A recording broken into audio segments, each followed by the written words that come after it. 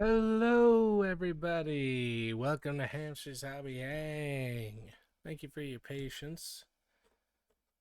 Was dealing with a bus, but we are pretty well back in action.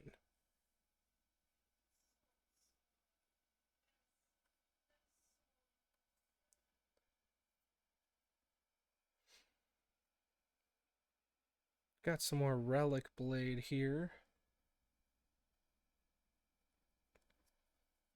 Ever since last week, this shield on the bottom has kind of been bugging me, so I'm just doing a little something to it.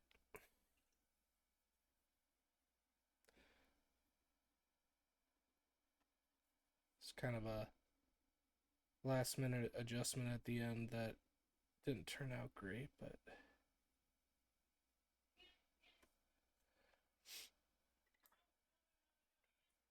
these are Relic Blade models. One of my favorite games, favorite model makers. Creator named Sean Sutter does the art in the book, does the miniatures, does the rules, does everything. Packs the models in the garage. So it's a very cool operation.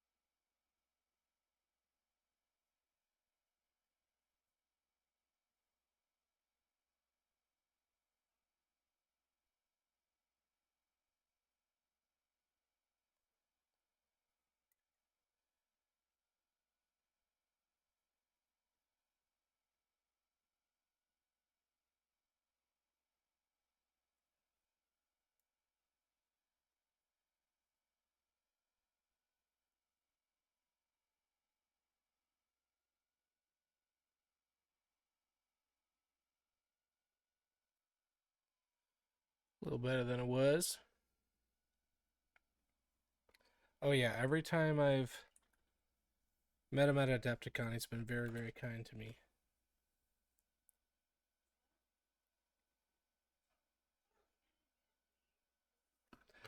So I have like a little warband pack. These little troll guys from Relic Blade. I was gonna try to do. We did half of them. These are like they have the team rules, so they activate together. So they're kind of the little troops of the band. This is your elite smashing hammer guy, and this is sort of the war master of the band. So I thought I'd try to finish those out. I have used enamels. I don't use them very frequently on gaming stuff, or at all really. Here at Hobby Hang, I got my tiny apartment, so I pretty much just mix everything from acrylics and layer up. But in the past, I've used oils and I've used enamels.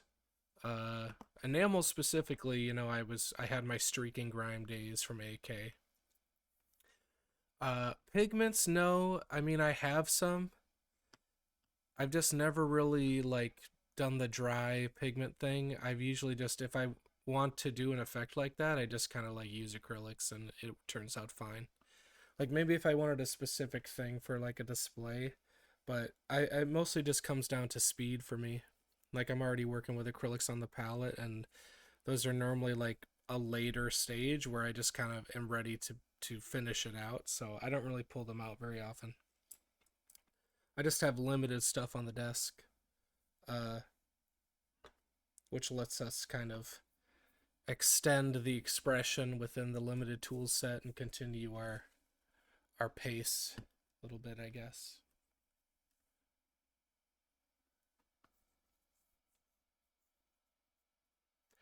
Friends musical show, nice. That's awesome. That's okay. I started up a little bit late, so. What's this product you found, Dark?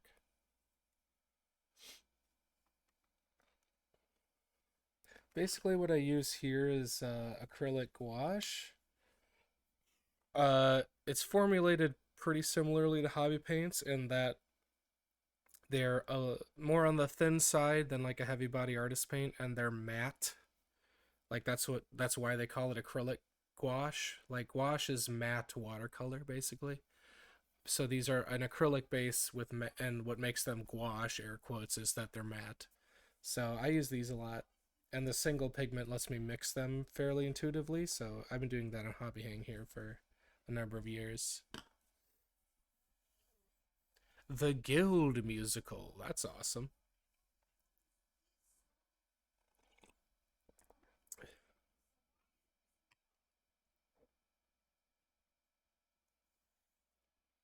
AK pigments with a wash. That sounds cool. The main enamels I've used are AK, so definitely useful if you want an effect across, many models.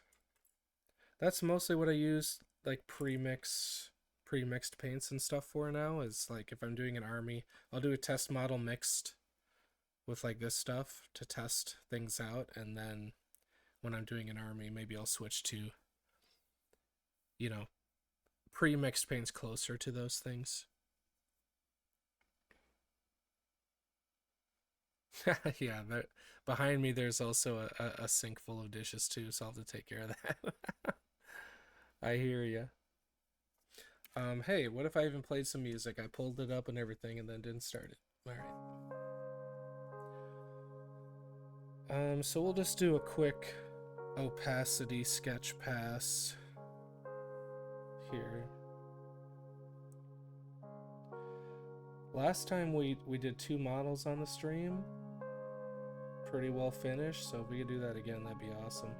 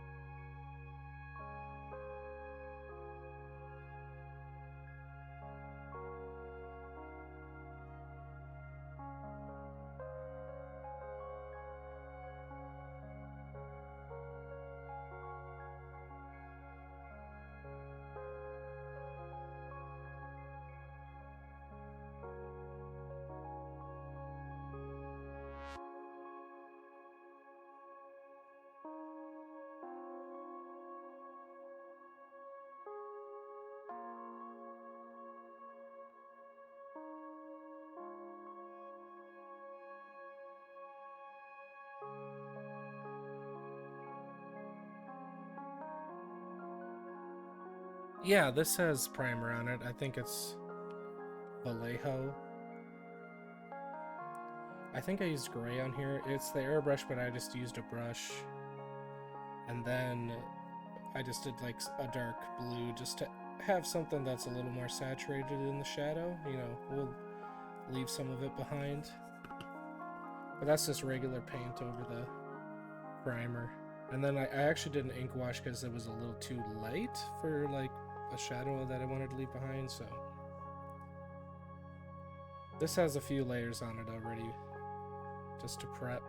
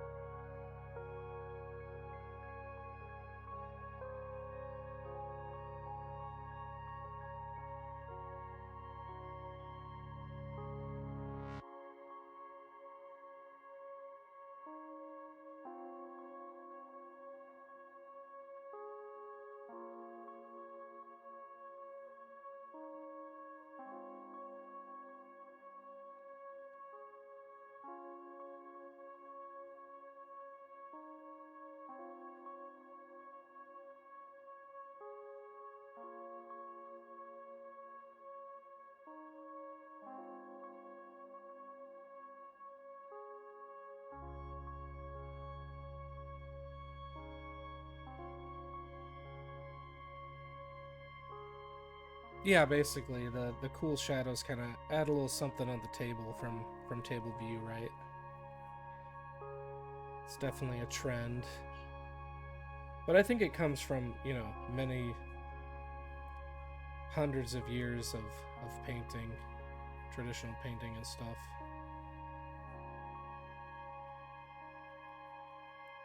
Adding a little interest. So it's cool to see it come in a miniature painting.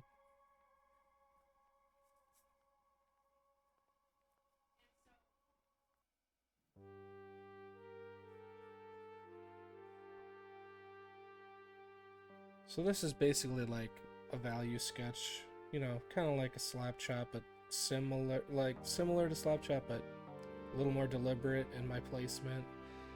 And it's basically just one to get to know the model, and then also like help with my opacity, because what I've run into many times is you try to layer up right from dark and it just takes forever, right?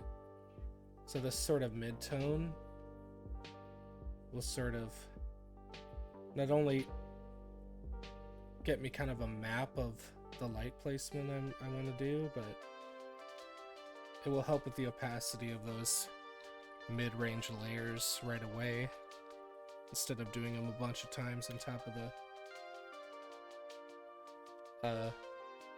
the dark blue. Yeah, definitely. I definitely prefer it over straight white and black. I just think there's more we can leverage in that step, right? And it also, what I like to, especially for like a fast gaming paint, it sets us up for happy accidents. You know, random stuff will sort of appear.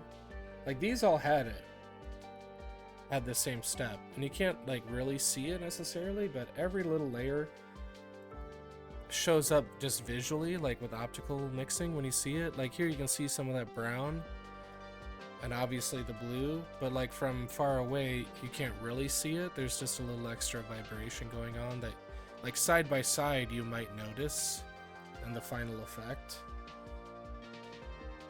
And then of course, sorry, up close you can see a little more.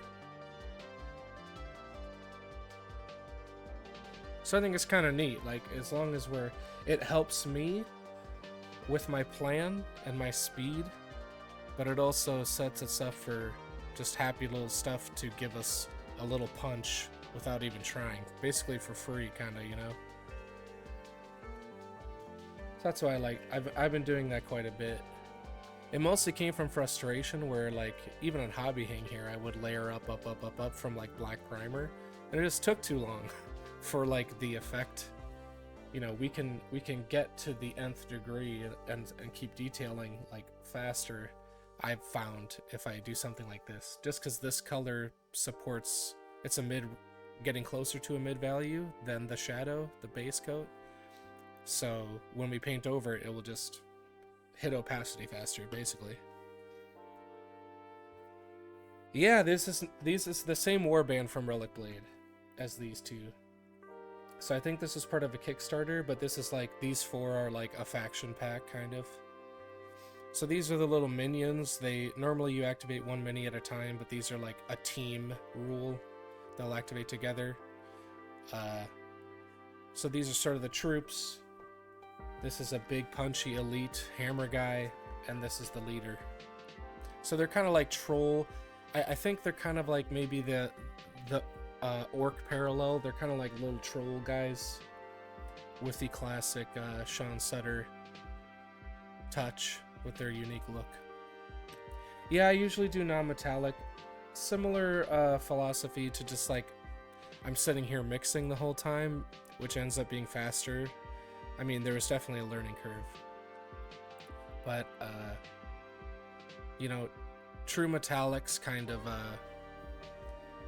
I don't know, I've run into like the metallic flakes getting everywhere on the model, especially because I'm working fast, and then I have to like touch it up because there's just shiny bits everywhere.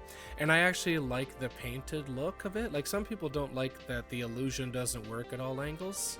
Like, metallics will be shimmery all over, but I like that it looks painted. So I get it. Either way is good, but I just prefer to do that. And it helps me practice. But yeah, metallics, I mean, look, whatever tool gets the effect that you want. Like, all we want is to have painted minis on the table, you know? So, nothing against them at all.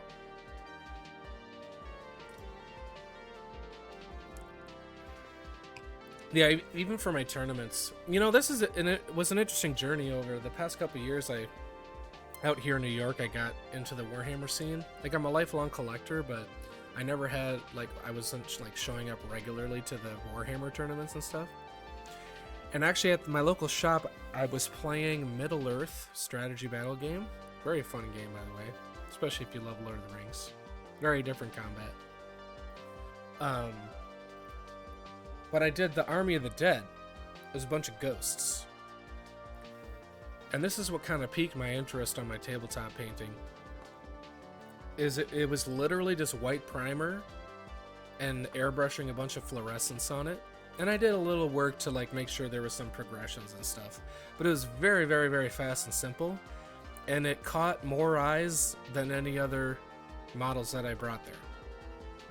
Even for ghosts. People were like, holy crap, that was awesome. So that taught me a little something about tabletop painting, where it's like picking an effect to draw the eye and draw the attention. And basically here, like, all the little stuff that we do to make it smooth and make it nice is like not necessarily visible right off the bat. So that's how I started really pushing my pace here on Hobby Hang to get these done. Like, y'all that have been here for a while no, sometimes I would spend 2 hours on the stream and not get done with a mini, where last stream we did both of these. Just because it's just narrowing down what are the marks to hit for that baseline Tabletop Plus scheme, right? So here it's like, okay, do a cool, weird, like bronzy, non-metallic, or whatever that even is. Do cool skin, and make sure that you can see the character under the gear. And then other than that, you're just kind of making sure everything's painted, like the belts and stuff. Like from here, looks fine. Close up, straight up, look kind of bad. You know what I mean? Like, it's like picking and choosing your battles a little bit, just for speed. So for my Stormcast army, the idea was like a sunset influence. So the armor has this really cool like golden yellow to orange progression. The weapons have like a cool super neon blue, like cyan type non-metallic thing going on. And then all the belts and straps are just straight up like purples with a highlight. Like just a base coat and barely highlight. and not a lot of stuff is picked out. All the banners and shields, like no details are picked out from the main color. It's just a separation of parts like straps, weapon, armor, but all the symbols on the armor, nothing is picked out separately at all, and it gets a bunch of wows. You know what I mean? So that's just as far as my preference of painting for speed, what gives you the most leverage, and sometimes that feedback at the game store is good information. So anyway, I've been doing this stream for a long time, so we've definitely come a long way. Like I'm coming from all my random bottles of paint. Like it all came from like either frustration trying to be solved, or just limiting myself, not arbitrarily, but it's like, okay, I'm here in my tiny apartment, not gonna have a lot of stuff, let's make it work. So now I'm color mixing all the time, and now I prefer it. So my next dream is to do a Cities of Sigmar army, where it's kind of like the idea is like last bastion of humanity. It's just like the dregs of every society coming together. So it's not cohesive. It's just, every model looks different. It's kind of hobby hang style. We'll just paint it up and paint it however we want. And then there's a common symbol on the shields and banners, but they're all looking different. I think that'd be kind of neat.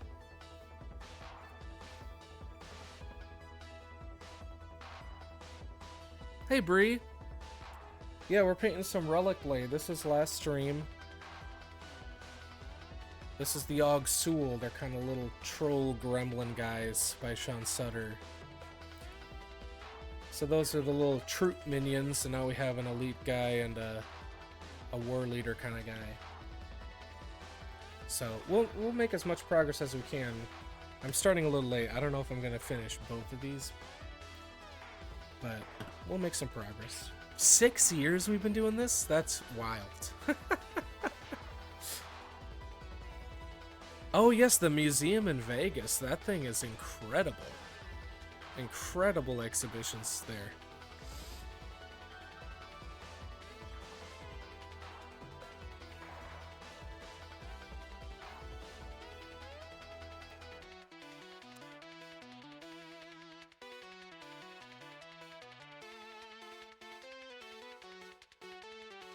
Working with brown, starting with the darkest, dry brush lighter tones. If I'm doing purples for a cloak, again start with darks, then highlight with lighter colors. Just got an airbrush. It's a cool tool. It's a cool tool. We're kind of talking about that same thing of like, why do black and white to start when we can leverage some more colors? And talking about the browns, and more specifically the neutrals, that's something I've been trying to learn too. It's just power in the grays, the neutral colors. God, there's a lot you can do in that mid-range. If you ever are on YouTube, and my suggestion to really advance your miniature painting is to just look at like traditional paint resources, you know? Because if you search color relativity, there's a lot of really cool, wild stuff. I'm also noticing my face camera's all goofy on here. 1 second.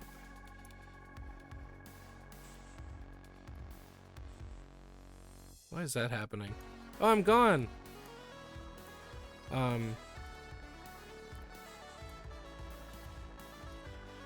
There we go.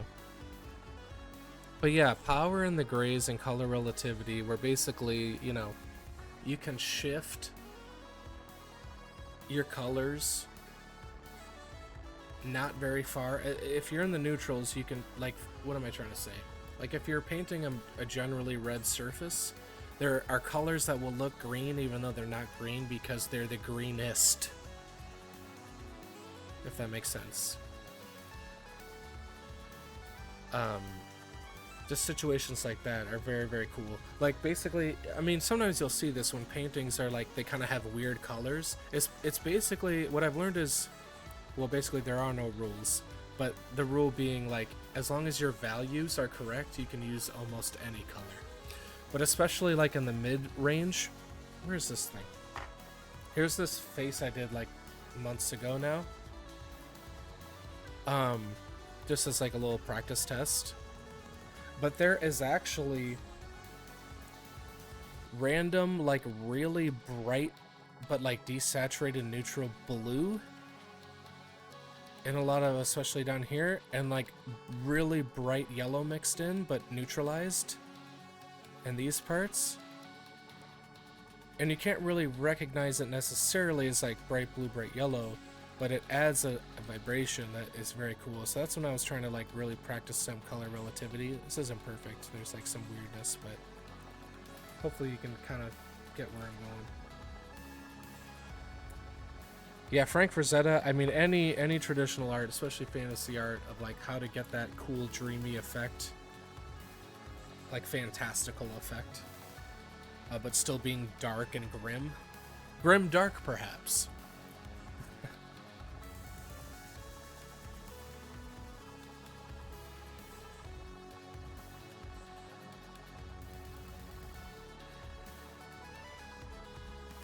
Yeah, spraying with white over black will definitely give you a dramatic effect. And what that comes down to is, this is when, like, we were looking at mini painting stuff, they're like contrast, contrast, contrast is the most important. Really, in terms of painting for thousands of years, is that the values are the most important thing. Like, we want to have cool colors and cool color schemes, but pushing the value and that distance between the light and dark that exists on the piece is like basically the most important thing for impact.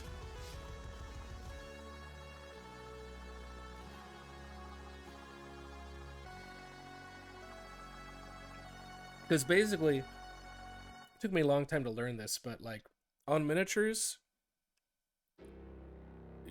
this way that I'm painting, and like even the pushed display pieces, we're drawing the light. We're not drawing the shapes because they've been sculpted for us, but we're drawing shapes of light on the forms, which means we can change it. When you see like a cool OSL lava base and there's glow, we're choosing a light source and drawing the light coming up versus a different light source from the top.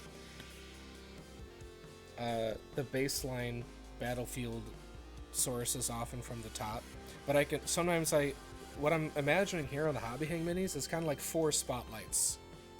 2 in the front, 2 in the back. Where is light gonna hit? Pow, pow. And imagining like the Vogue sort of positions that are the main viewing points, and then drawing it that way.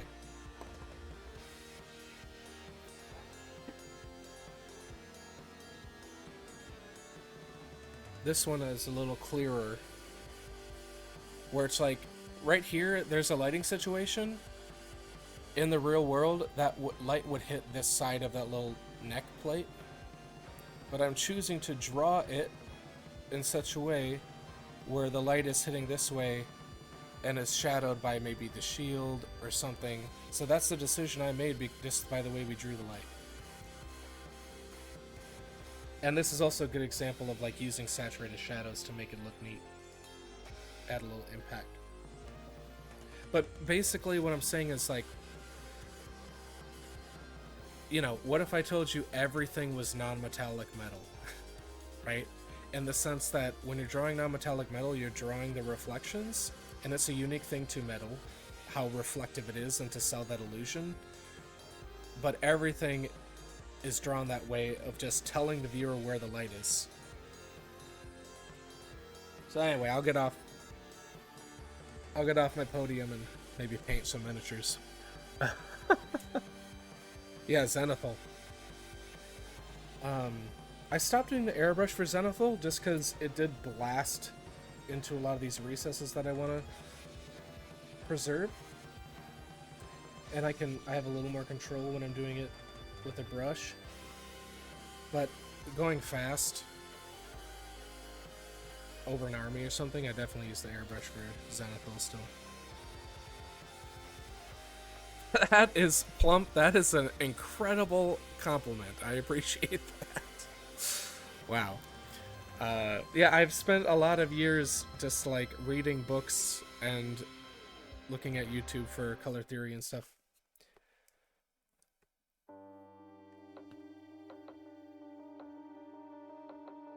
Well, Diana, I appreciate that very much. That's what I want this stream to be for, because I hope what I'm trying to make clear on here is that Like everything is kind of a learning curve, but none of it is difficult once you understand it. You know, if I can sit here and paint 2 models in 2 hours like this, all it is kind of an understanding of light, and then like you can do any mini however you want. Like, here's some OSL stuff.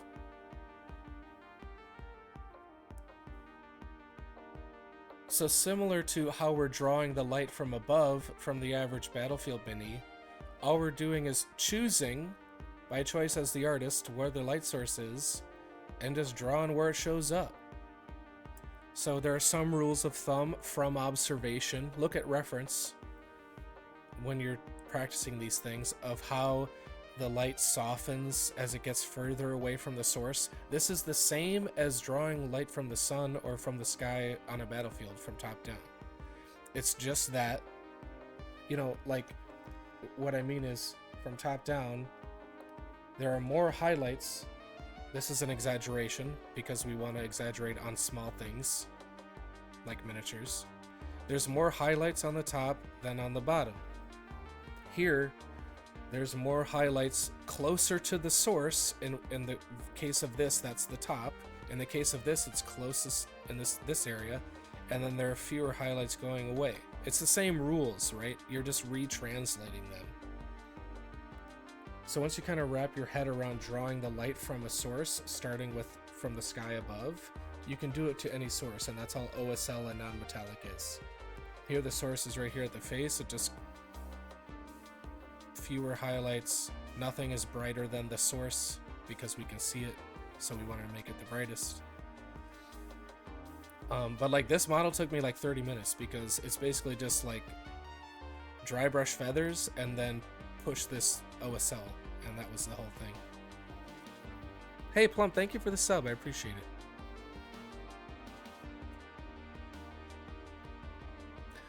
I love OSL too, but the thing that really broke it open for me, is that painting the average mini and painting any effect is OSL and is NMM. There is no difference. It's just you're doing the same thing, but maybe pushing it one way or another to sell a specific illusion. But the baseline illusion is just a creature being in the sky, in the world, you know, under the sun, on the battlefield. So then, okay, through observation and reference, what are the things that make a thing look reflective, like metal? What's the most reflective thing? Is a mirror, right? If you hold a flashlight up to a mirror, you can see exactly the source. Now, metal isn't entirely like a mirror. It's a little bit less reflective, but you're still going to see exact points where the light source is reflecting, and that's going to bounce around and do a lighter source because it's not a mirror, but it's close to that. So you're similar to how the flashlight's going to do a big ping, a little lens flare.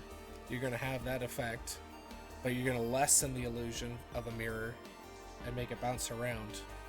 I don't know if that makes any sense, but it's all the same illusion that you're catering to the specific material and lighting situation that you're choosing.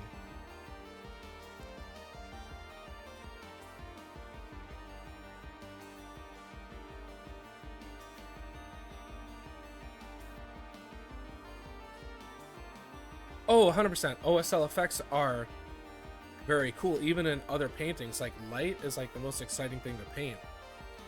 I'm just saying the execution of it. Like, you know, I spent a long time Googling on YouTube. Sorry, let me make this more interesting to look at. There's more miniatures. It's here on screen. Of like, how do I do non-metallic? How do I do OSL? And it's like, those are helpful and they will show you use cases. But I'm just saying an understanding of those effects is also an understanding of painting in general. And you can retranslate it to any subject and any lighting situation that you choose.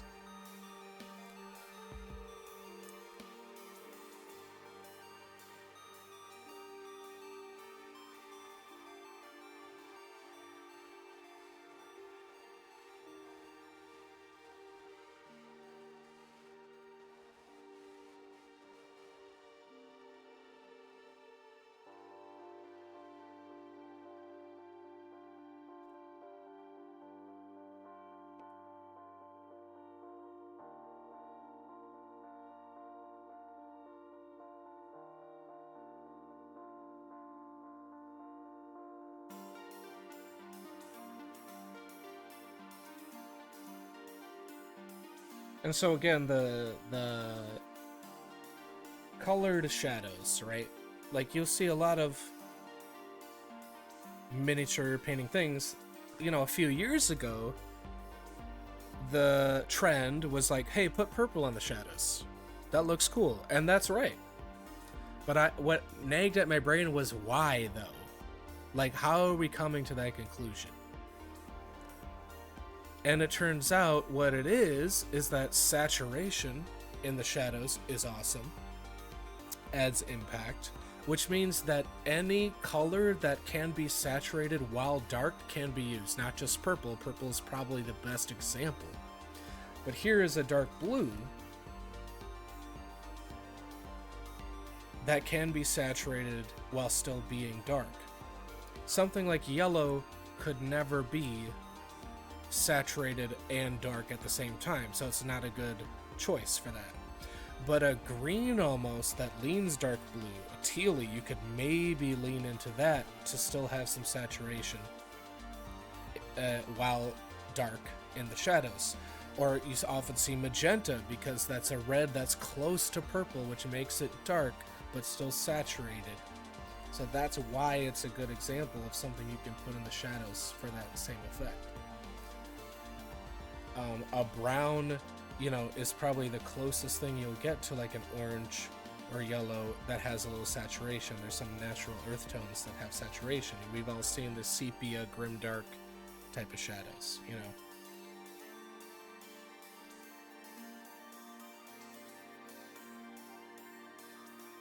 Oh yes, the Sylvaneth, that's right. Those were awesome. I really love Sylvaneth because I think, you know, they really are forgiving to paint. Like, I feel like you can get a very cool effect fairly quickly on that army. Like, they're just a really paint-friendly army is what I'm saying.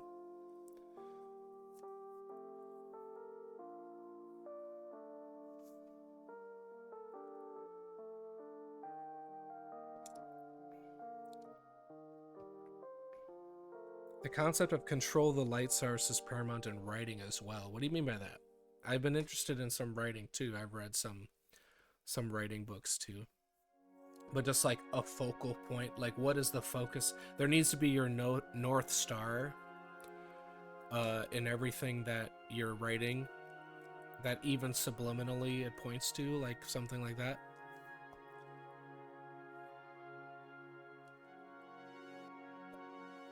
All right, folks. Now, listen. Now we're in classic hobby hang mode, where it's almost 7 o'clock and we've barely painted a mini. This is classic hamster mode. Welcome back. This is tradition. This is nostalgia. Thank you very much.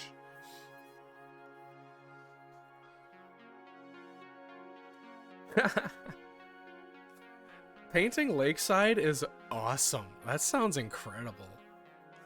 Not really, we haven't talked about fast food. That is the true throwback. You're right, Hippo. That's the true. If we bring up Arby's, you're absolutely right. Oh my gosh.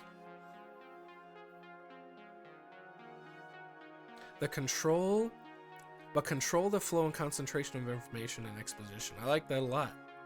And I'm glad you said that because all these little discoveries about color theory and what you're talking about, focal points, really are transferable to other things, right? It's just sort of building the map for yourself. This is what this step is. You know, you can use black and white, but I'm doing this step because it creates a map for myself where I don't have to do like a mental load of work after this because I've kind of decided already where my mids are going to be and we can go from there. And so there is maybe a similar thing of like controlling where the concentration is. Like that's what composition is. And it turns out composition exists in writing and art. So there you go. It's pulling the focus.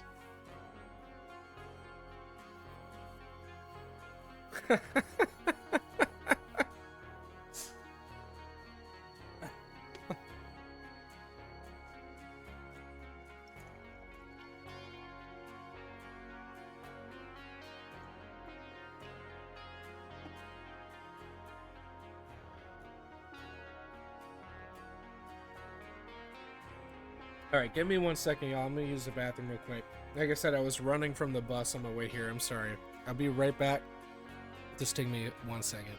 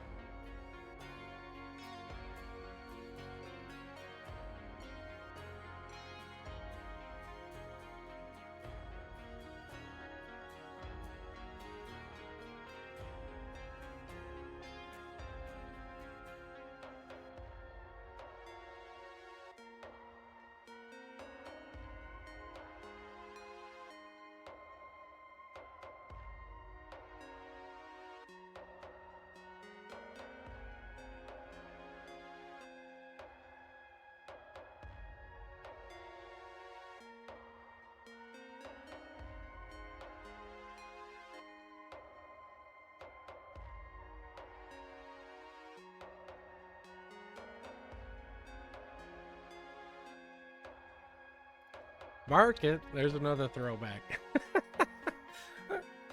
Used to be. Now I've been pretty good about not getting up during the stream, but it used to be whenever I went to the bathroom, we'd say market. It would be 6:58 p.m. All right, we probably won't get this second one done here tonight, but we try to work on this guy.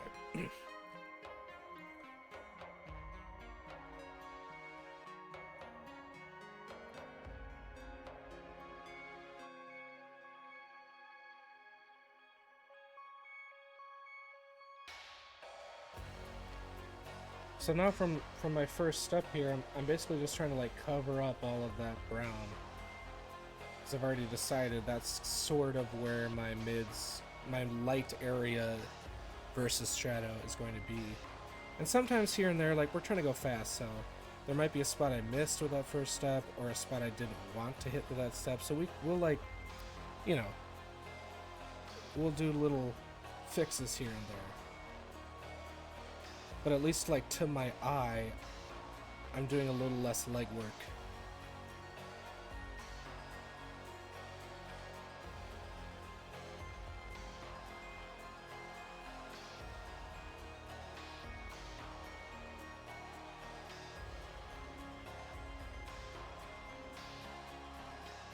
Here's a good example. I didn't really do any brown here, but I still think some light would hit.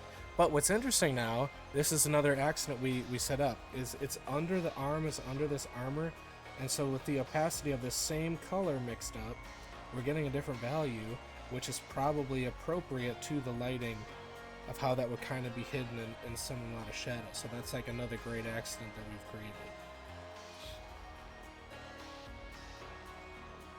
You can see I'm not even using a sharp brush or anything. We'll get there eventually, when the areas of paint are a little less, a little smaller in size.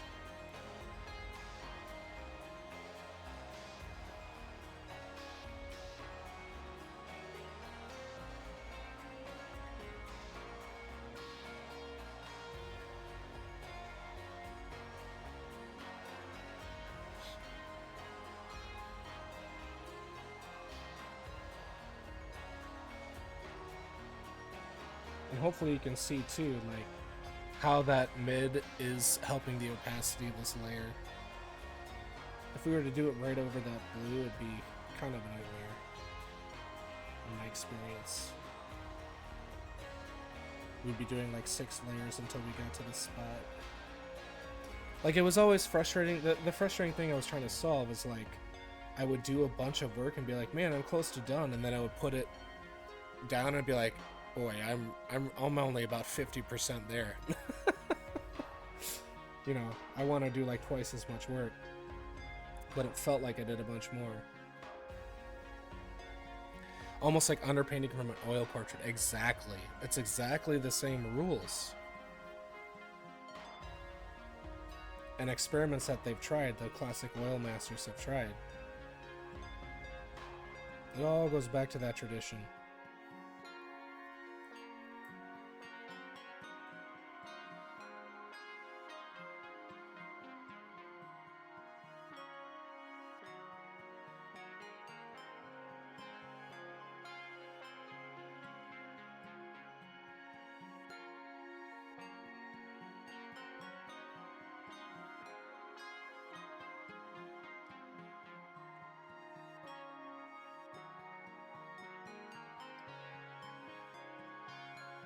That's kind of the fun thing. One of the fun things about acrylic is like, you know, they have different levels of opacity, but they all have like some amount of transparency. And so everything that you put underneath will kind of optically mix a little bit in the final result. Like you will see some of it even if it's not obvious. But that's something you can leverage. So having this brown in here gives us some of that.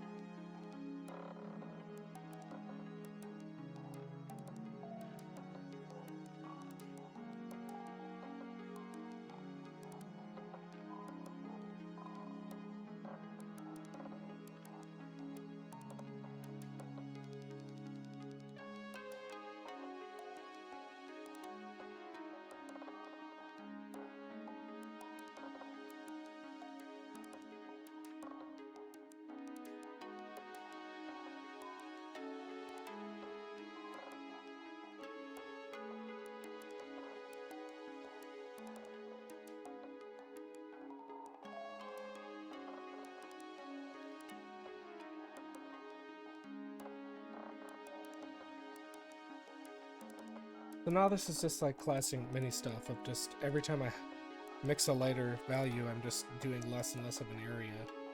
But being a little more intentional than maybe we once were at one point. Imagining the light, where would it hit, where would it not hit. Also exaggerating a gradient from top to bottom, so I'm gonna do one, I'm probably gonna leave this where it is, and then up top we'll do, you know, an little extra credit highlight.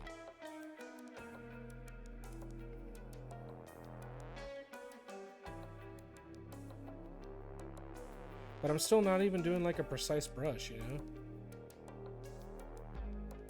Like this is where we're getting speed. Like any display level paint is doing this exact same thing. It's just refining it and making it smooth, which is really different than just drawing your areas of value.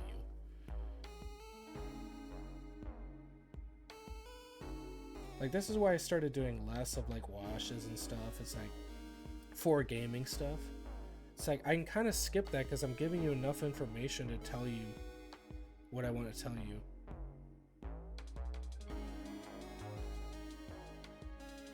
And this is why I like mixing too, is we basically have like 6 different colors, air quotes, where if they were all individual bottles of paint it'd be kind of annoying, but now we did it very, very fast. Like the skin is pretty much done.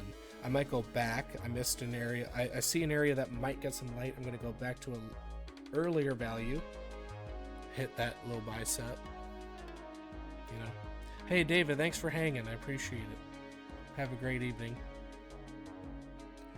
But like, look at how quickly we just got that progression. We can always adjust it, especially as we paint more of the model.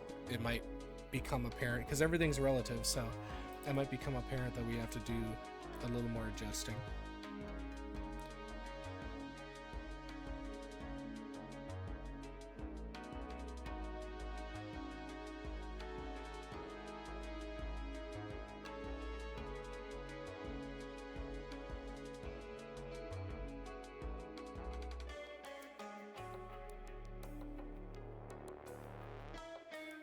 Bean burritos for the win. Best of luck to you.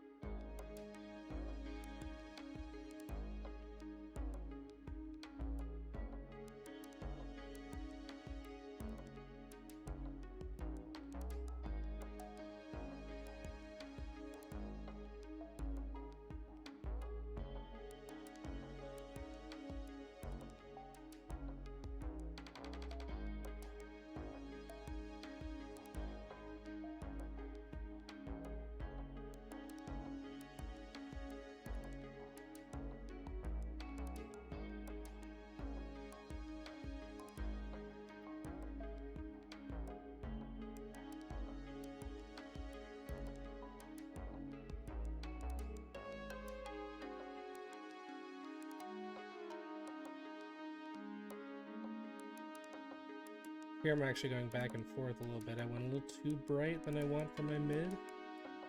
So, like, again, this is basically glazing, but not thinking too hard about it.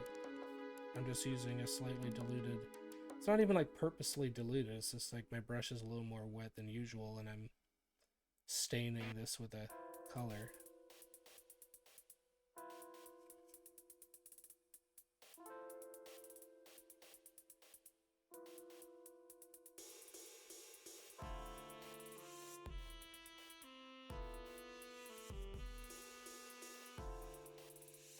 So what is this here? I'm just telling you, like, I'm following the map I've drawn with the arm. If the light is hitting, and I'm thinking of those Vogue spotlights, which is the exaggeration I'm doing for the mini. So if it's hitting this little part of the cylinder of the arm, it's also hitting this cylinder of the little cloak thing. So I'm just following kind of that line. And even before we paint anything else, I'll do one more highlight even as a further map of that. I hit the ear a little bit, but... Alright, Plum, thanks for hanging out. I appreciate it. That's just kind of nice about mixing too, is all of that is still on the palette. And I can reference or use it elsewhere.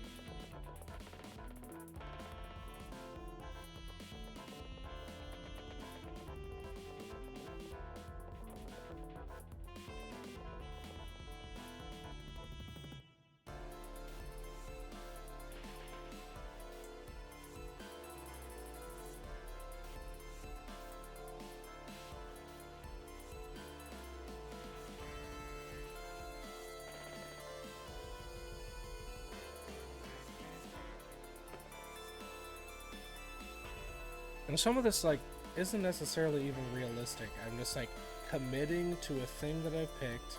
I'm saying light is hitting here, so it's going to branch out here and here. And then I'm just almost going for exaggeration over realism. I'm just choosing to... Again, I like to think 4 spotlights. This shoulder, bam. This shoulder, bam. This shoulder, this shoulder. And sometimes they don't even line up necessarily front to back of like, well, if it's hitting the front like this, it'll hit the back like that. Sometimes I forget that. I'm just thinking of when you're viewing the Mini, how are you hitting it, and what's the most effective, impactful light for that side. So that's just a personal taste thing, especially for fast gaming. Hey. Prioritizing, you know, impact over realism of any kind.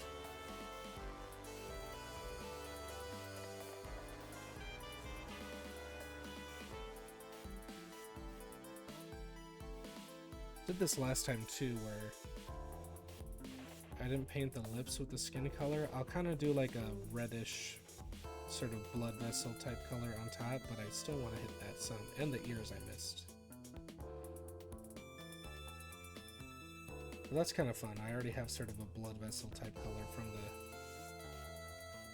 the, you know, overlap that I painted from the cloth. So that's the thing, I rarely like fix little mistakes like that unless they're really egregious. It's just kind of like, what can I leave behind on purpose now that it's already there, you know?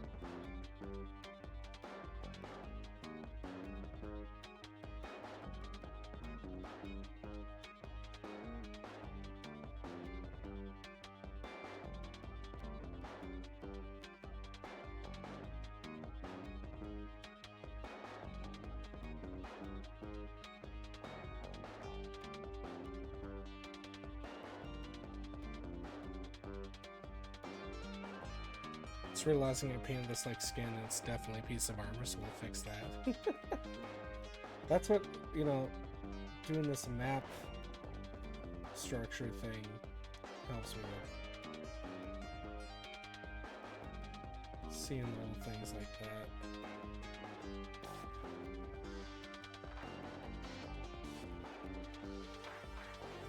And the nice thing about doing sort of a brown zenithal little mid-tone is like sometimes you can sort of use it for the neutral spots, like this belt and this handle. Sometimes you can leave it behind a little bit and utilize it for those neutral spots. We'll do a little something to it here, but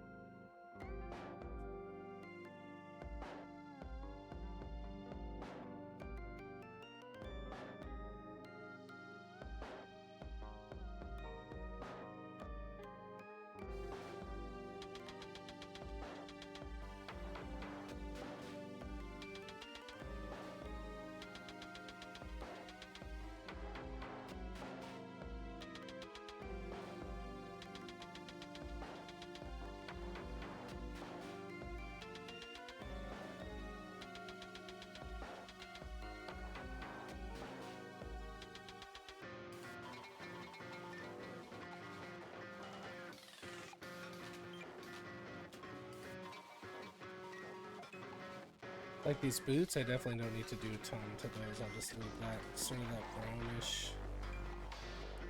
Make sure they look kind of complete in their painting.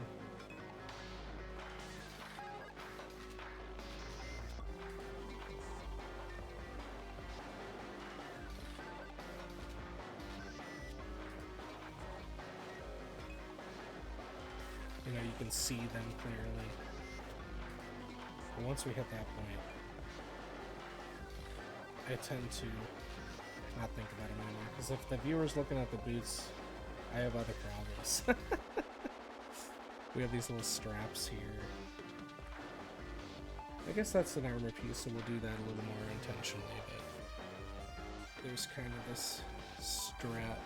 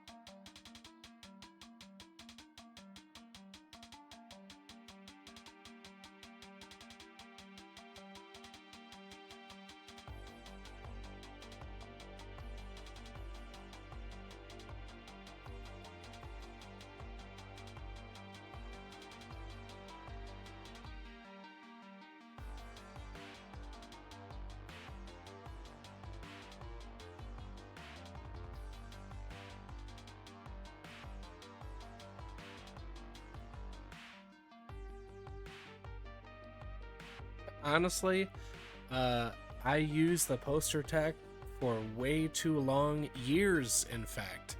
I sent a model recently in my little friend hobby chat, and they're like, it looks like that blue tack is holding on for dear life.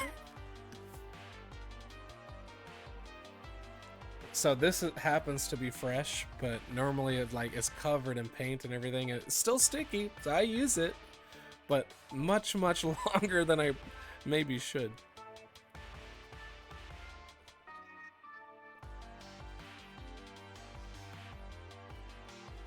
I don't think I've bought blue tack or white stick or anything in years. I just keep reusing it, and so far it's working. You can hand it down to your kids. Exactly.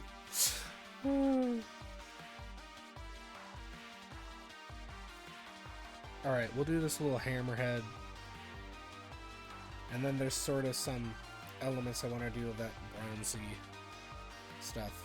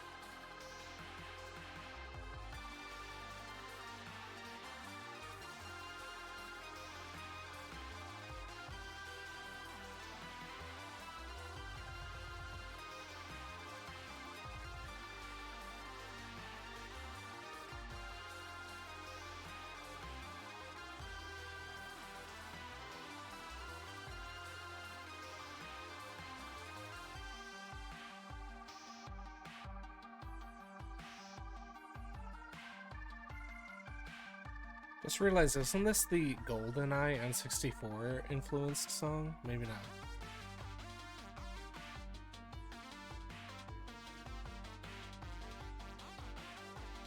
This is an artist that Chris knows. Chris from Dormforge knows, named Amy Waters from the Pacific Northwest. Pretty much listen to her music all the time on the stream here. I started using it at first because we wouldn't get a copyright strike, and continued because it's freaking awesome. Lots of video game influences and stuff. Just fun.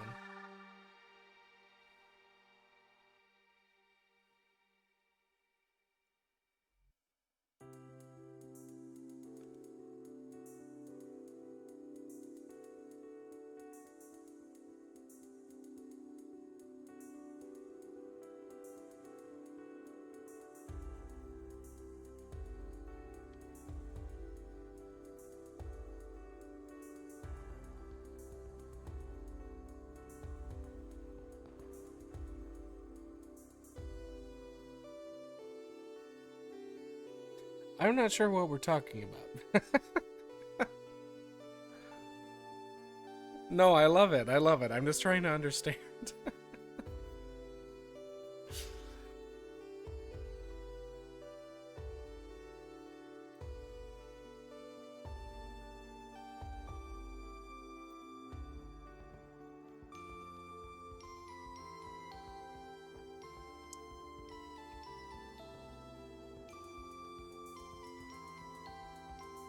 I'm going to do the bass because sometimes when I just have like one element left to do that is going to take some time, sometimes I just kind of like to finish out the rest of the model while I can, so I don't have to think about it.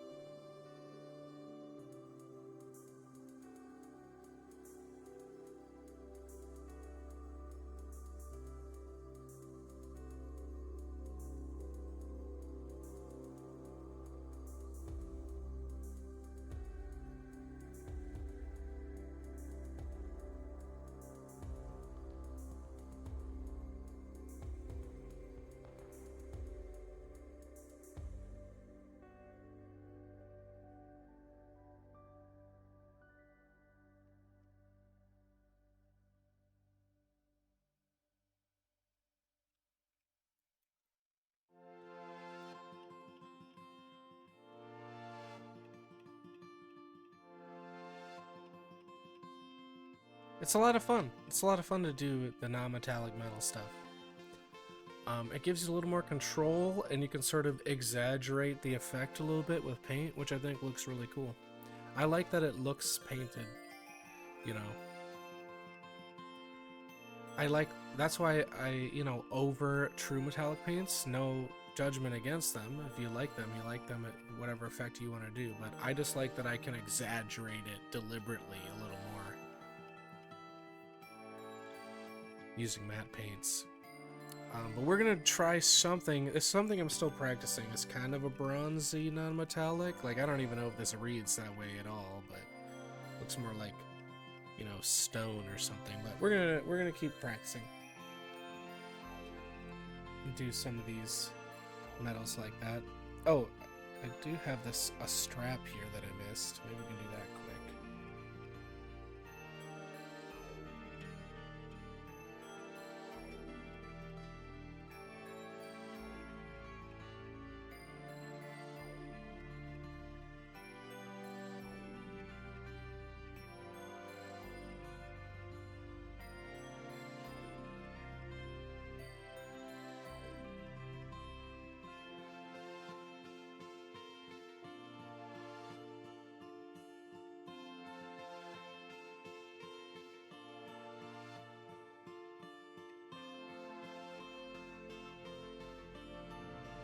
Have you yet to even pull out the natural hair precision brush? Isn't that fun? We've done all this with this crappy little thing. So it's just like deliberately placing the values. That's all it is.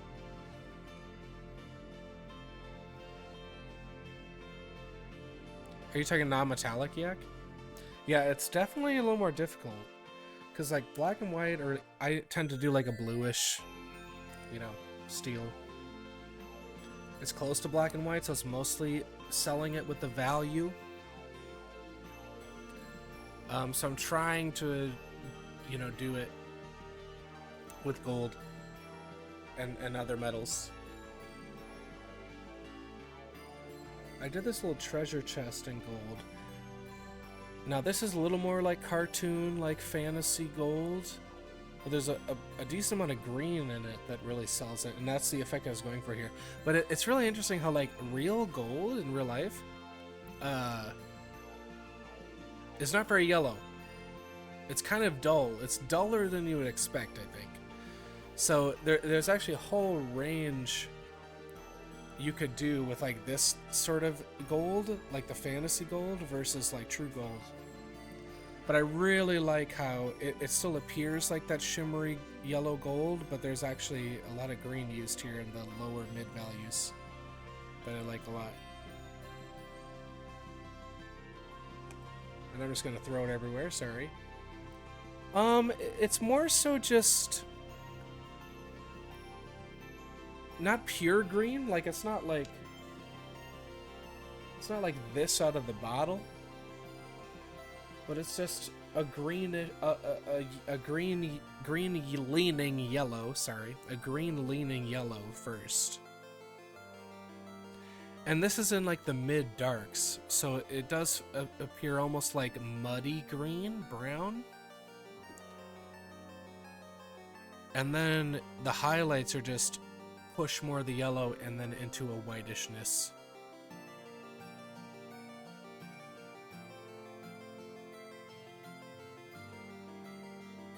Yeah, I like how that turned out a lot.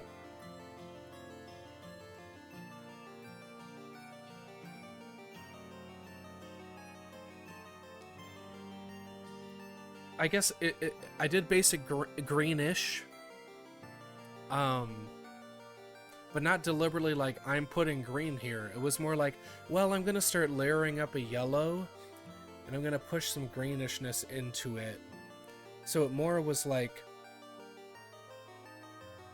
a neutralized green yellow, because we were in those middle values that are leaning a little more dark.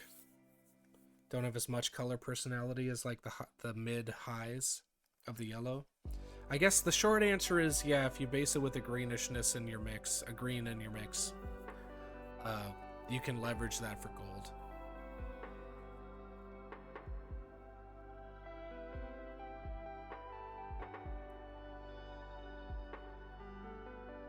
Yeah, turquoise with bronze. So I guess also that, well, I'm trying to imagine what you're picturing, where it's like, are you talking about like weathering, like verdigris turquoise, like really bright turquoise in the recesses? You could also do a turquoise dark over or under bronze rather, just because you're leveraging then like an orange blue complementary thing. Let me see if I can. Do I have something I can show this off with? Yeah, but in this case, the green isn't necessarily showing where. It's just, here's a little skeleton. So here's what I'll show. Fairly recently, I was like, I'm gonna try a gold non-metallic. This was on Hobby Hang. Turned out like this. It's too yellow. It's flashy and cool. I think it's a cool mini, but it doesn't really look like gold, right? And I think it's because it's too yellow. Like there's too much yellow in the visual area.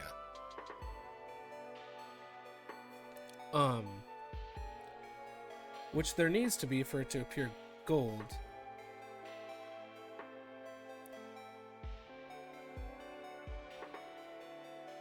But if we do kind of a dark green,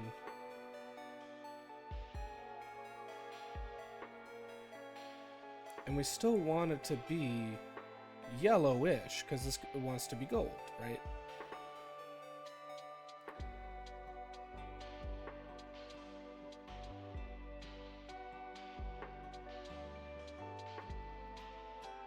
So what I mean is, like, it's not just green, it's also like green brown kind of.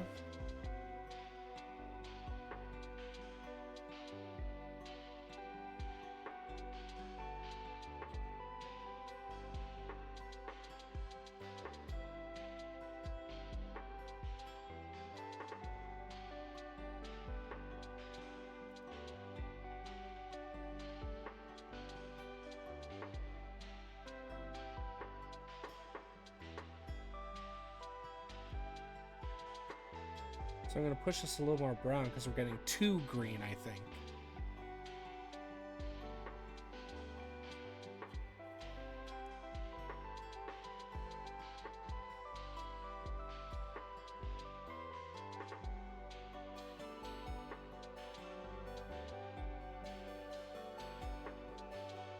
I'm kind of just doing this on the fly, so I'm still practicing this.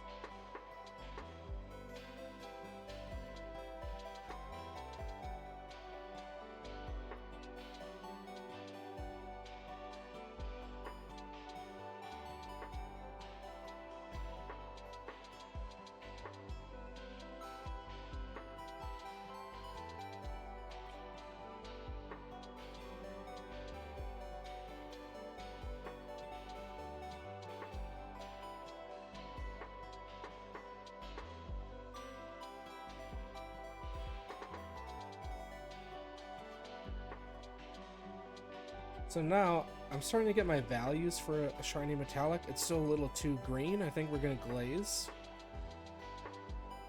to get the yellowishness subtly. But do you see how we're still starting really green? I think we'll be able to nail it with a glaze to get the gold effect. I'm just using almost pure white transparently here.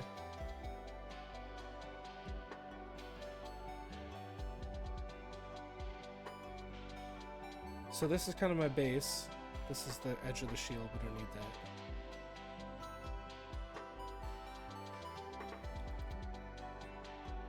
So it's high contrast, greenishness. Now I'm gonna try to dilute some yellow into a little glaze.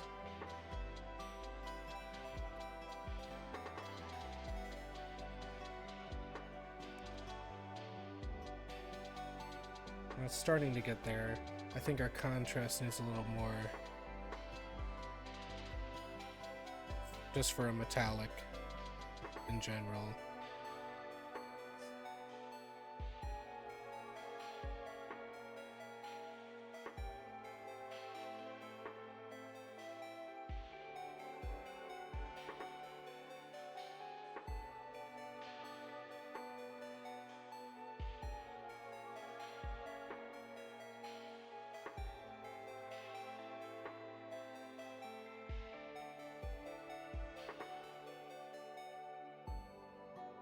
This is annoying me on that edge of the shield here.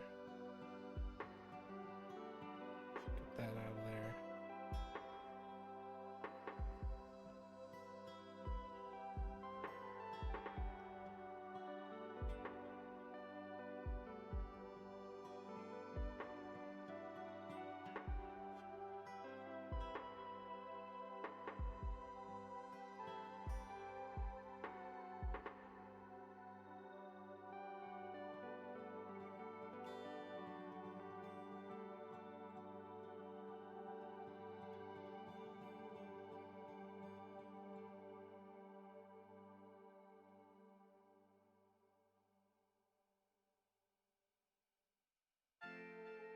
Oh, and I think one of the keys that I like too for the gold that I really want to hit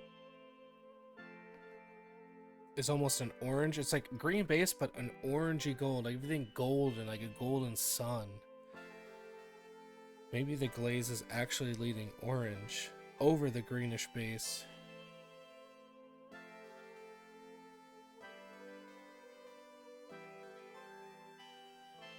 We're getting a little closer.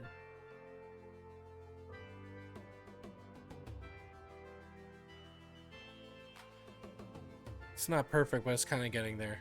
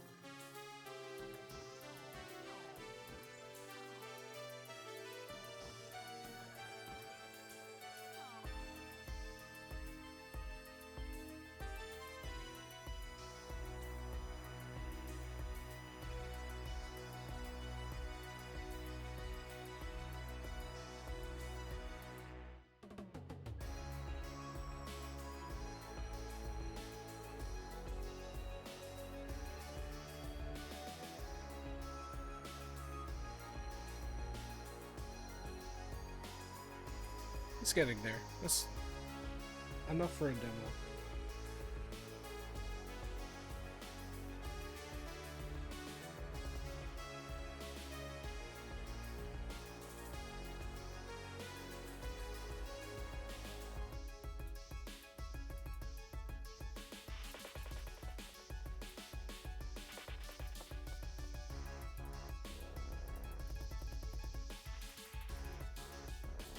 Dread pedestal top piece. Like the lid? That has like the marbling and stuff?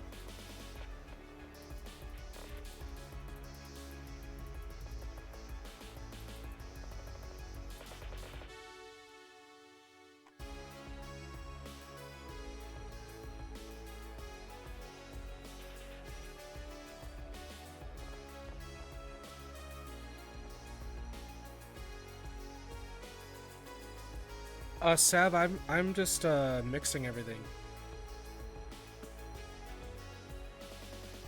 So this is a little orangey yellow I did. This is a scarlet with yellow that I mixed.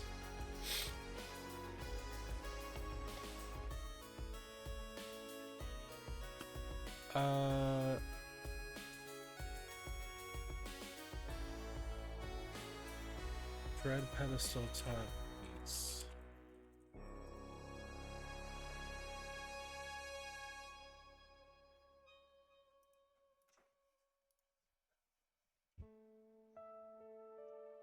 Oh, like the blade? The big blade thing?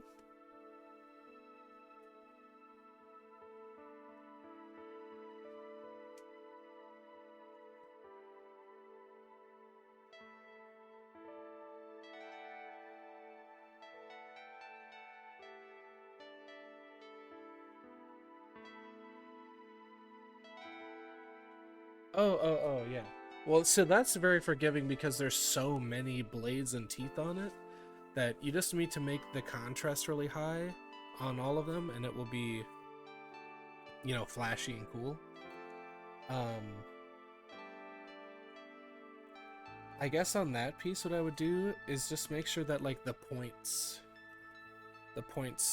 have that lens flare type little white bloom on it. I don't have a good like example of a thing to paint for this, but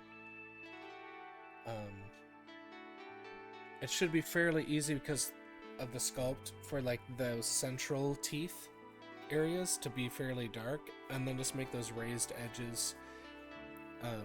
You know, start with like a mid gray, but then make those edges and the points really, really light.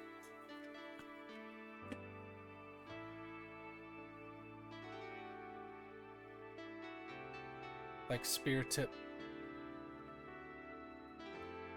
Just make sure there's like a little anime bling on each of the tips. And then any little corner, add a little slightly lesser little bling. That will make them pop.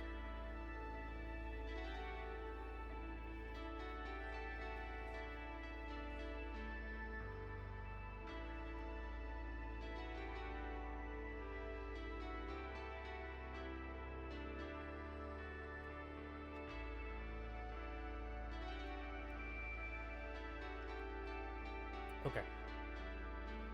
We're almost done. I just want to do some of this bronzy stuff.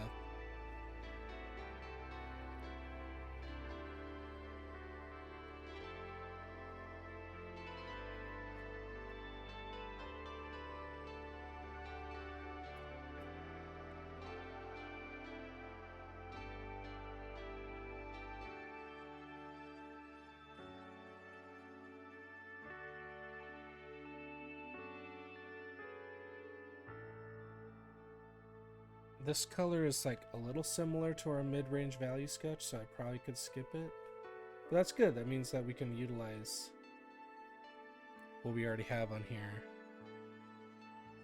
to our advantage pretty well.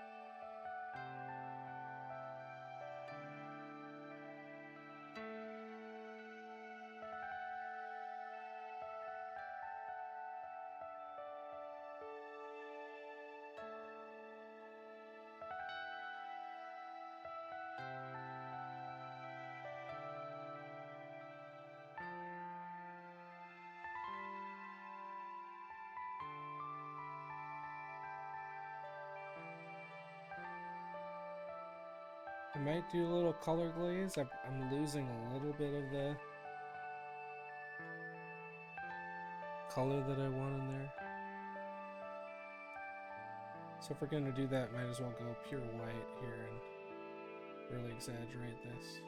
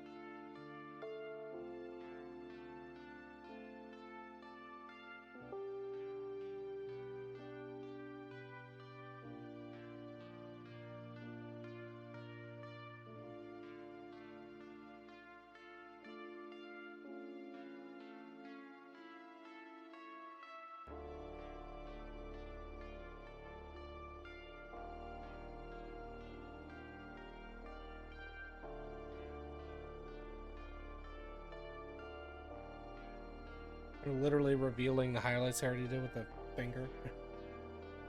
Removing paint with that. Kind of fun.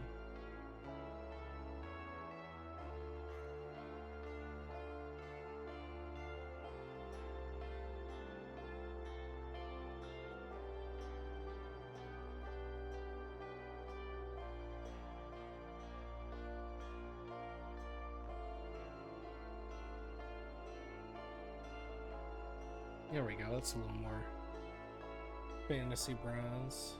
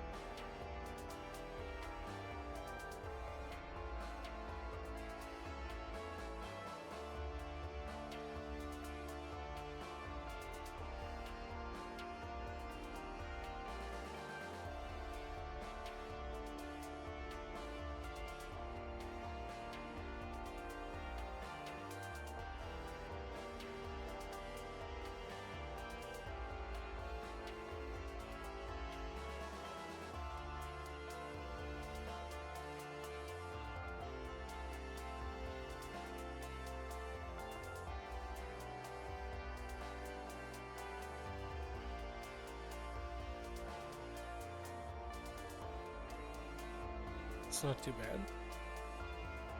I'm not entirely convinced, but it still looks cool.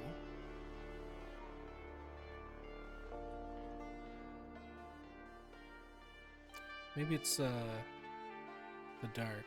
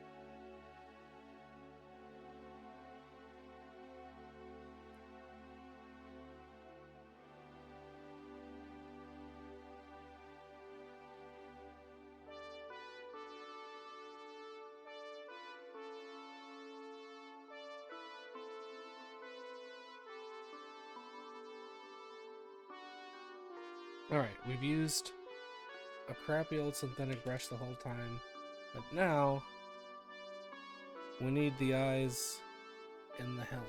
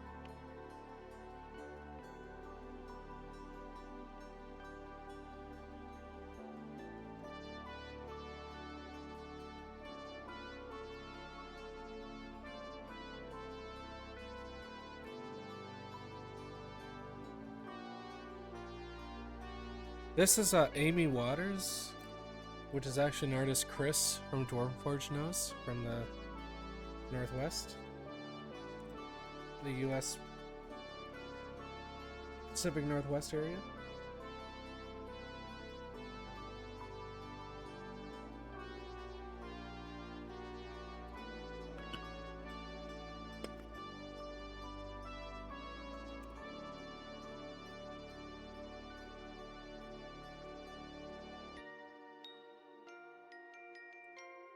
Do our little victory lap around the base and call this one good, I think.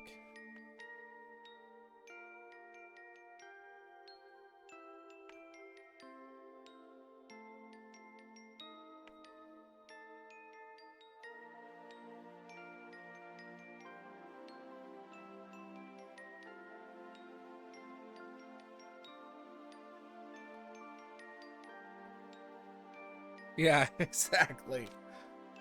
Yeah, we're already defacing the blue tech. Oh yes, I think she did do some of the Starforge music. I think you're right. Alright, well here we are. Match pretty good.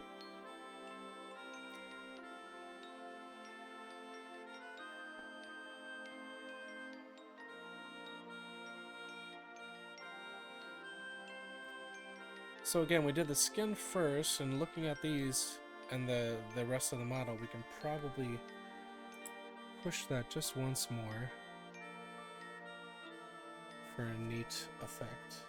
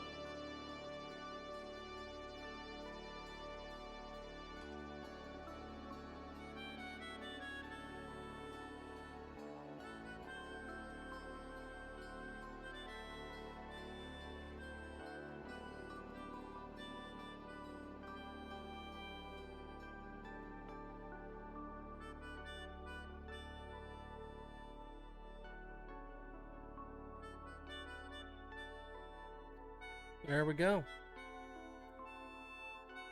Pretty good model. Yeah, goblins ready for the warpath, exactly. Yeah, it's a fun scheme. Like how that turned out.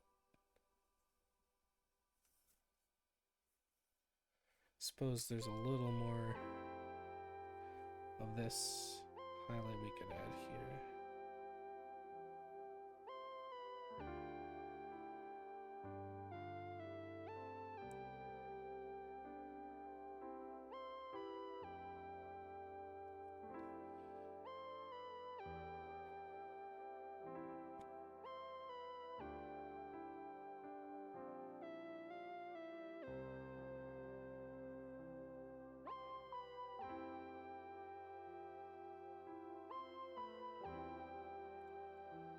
Just a little lens flare of pure white.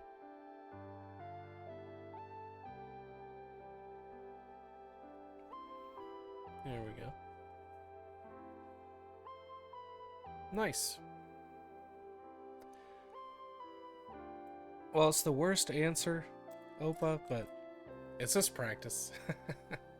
But again, practicing, painting, drawing the light on these surfaces teaches you exactly how to do non-metallic. It's all the same thing, it's just how are you exaggerating the illusion.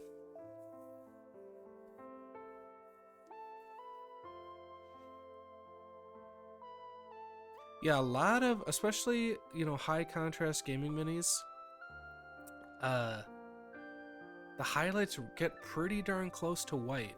Like, there's a lot of models that I really layer up a lot, and then when I come back to it at the desk, it's like, oh, I could do twice as much for contrast. So that's why on here I'm kind of shortcutting. I'm just like doing really high value stuff and maybe glazing down once in a while.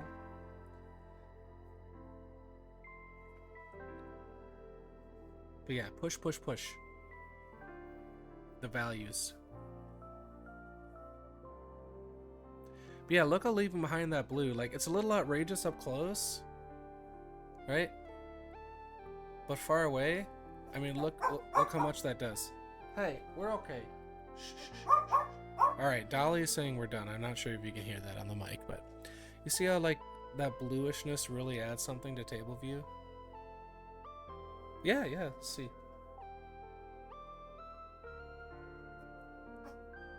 Dolly, we're almost done. I'm sure you saw behind me, her mama left, so she is upset. So there's one more, the little war leader. At some point we'll have to do.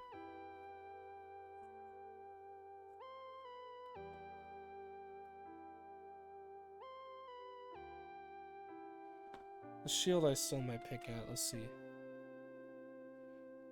I didn't notice this till the photo last time, but it's kind of bugging me down here.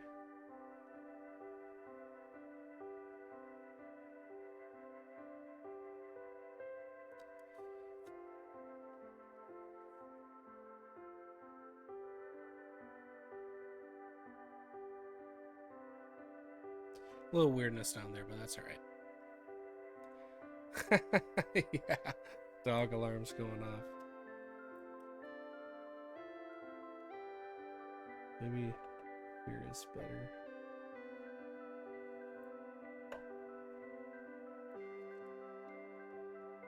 I can't quite get the camera arm at a good angle, but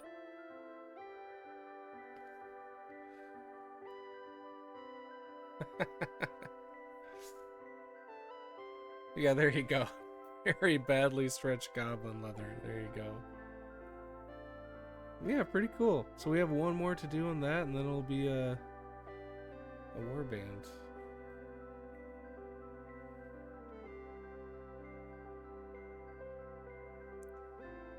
Appreciate it. Thank you all for hanging out with me. Let me check the calendar.